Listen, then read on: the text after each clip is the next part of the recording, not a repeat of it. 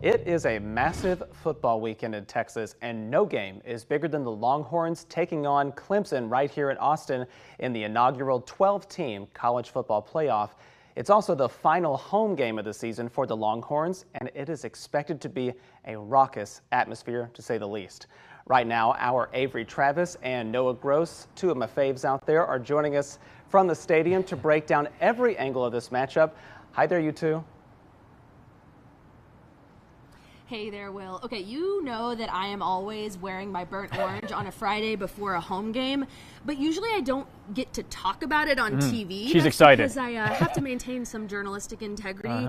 But when it comes to Texas football, it's tough. Thankfully, we have Noah Gross here who can talk about this game with a little bit more, what do you say? You know, a neutral purple. There we go. Yeah, especially when, you know, Clemson's orange too, so I mean you're almost unbiased today as well. I have to say there's a stark difference in my opinion in burnt orange and then Clemson Tiger orange. But talk to us a little bit about how we got here. I think everybody's still trying to wrap their brains around this 12-team playoff. It's the first year of it and really means that you know, UT is hosting, as Will said, their first playoff game here at home. So back us up. How did we get here? Yeah, Texas lost 2 games this year, both to Georgia. Last year, if they lost 2 games and it was a 4-team playoff, no chance they would have gotten in. They would have had to win against Georgia in the SEC championship game. But Texas really had an outstanding season. It was just those 2 losses to the Georgia Bulldogs, one here at DKR Texas Memorial Stadium and then one in the SEC championship game. If Texas beat Georgia, they'd be off this week, getting to watch everybody else stress over the first round of the college football playoff. But no, they're playing, which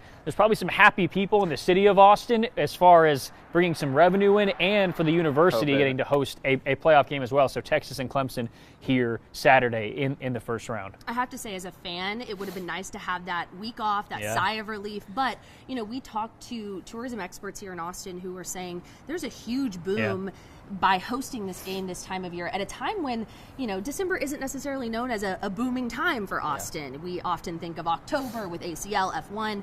December can be a little slow here in the city, and so Visit Austin told us this is huge for them. We talked to a hotel who says they're expecting to be way more full than they would have been otherwise. So definitely kind of a Christmas gift for everybody to get to host this game.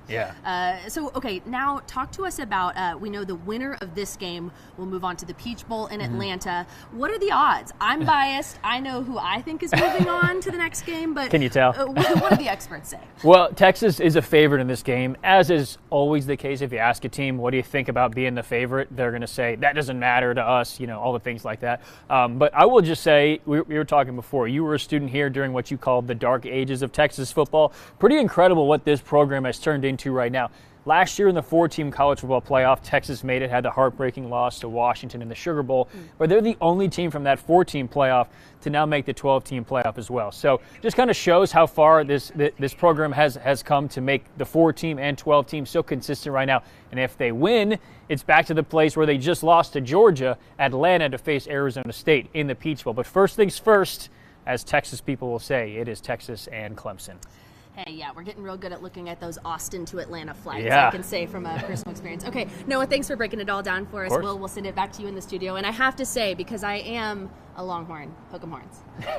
You have to. Perfect way to end it right there. Noah and Avery, thanks so much again for joining us out there by campus.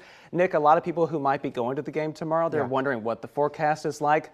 Nice conditions for it. Nice. First day of winter tomorrow. Hard to believe.